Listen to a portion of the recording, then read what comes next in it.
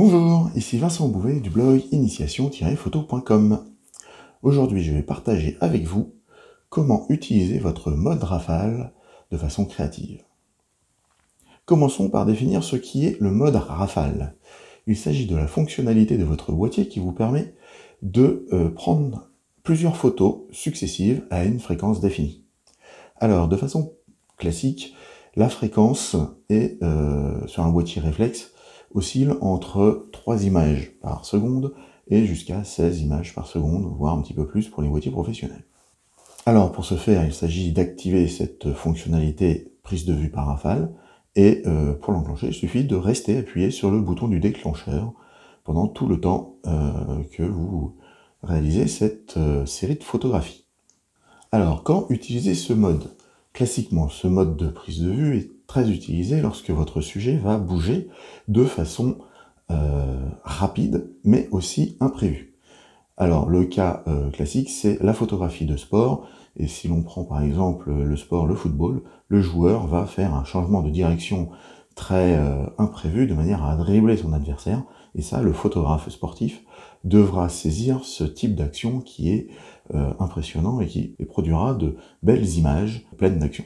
Alors, ceci étant dit, quel type de piste créative peut-on avoir avec ce mode rafale? Alors, la première chose qu'on pense tout de suite, c'est pouvoir décomposer le mouvement. Avant, ça se faisait avec l'effet thromboscopique des flashs, mais avec un mode rafale, vous pouvez aussi le faire. En restant appuyé, vous allez décomposer le mouvement du sujet. Si la personne court, vous allez prendre successivement les différentes positions des bras, des jambes de celui-ci.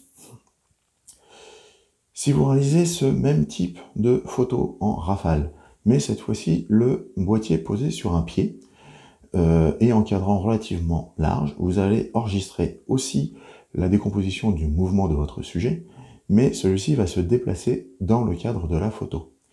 Il s'agira pour vous d'assembler l'ensemble de ces photographies sur une seule, et là vous allez pouvoir mettre en évidence la trajectoire de celui-ci. C'est la deuxième piste que je vous propose de réaliser. De façon un petit peu plus loin sur cette démarche-là, si la personne va rester statique par rapport au cadre de votre photo lors de son mouvement, vous pourrez aussi transformer cet enchaînement de prise de vue en GIF animé, ce qui vous fera un petit film avec une résolution d'image un petit peu saccadée, mais adapté pour une utilisation sur les réseaux internet, de façon à ce que le fichier ne soit pas trop lourd. Enfin, de façon un petit peu plus technique, j'utilise moi personnellement très souvent le mode rafale lorsque je réalise des photos de type HDR, High Dynamic Range. Ce type de photo permet de augmenter la dynamique de votre capteur de façon virtuelle, puisque on vient simplement assembler 3 ou plus photos réalisées avec des expositions différentes sur une seule photo. Pour ce faire, il est important de ne pas trop bouger entre les différentes prises de vue de manière à ce qu'on puisse bien superposer les photographies entre elles. Et de ce fait, pour réaliser ça sans pied, le mode rafale est très intéressant puisqu'il permet de prendre 3 images en 1 seconde, et en 1 seconde, finalement, on n'a pas trop le temps de bouger énormément, et les images se superposeront de façon beaucoup plus facilement et de façon plus correcte. Alors aussi, je vous invite de façon globale à booster votre créativité en vous inspirant des différentes fonctionnalités que vous pouvez avoir sur votre matériel, que ce soit le boîtier ou autre, tels que les flashs ou le matériel de studio, les réflecteurs, etc.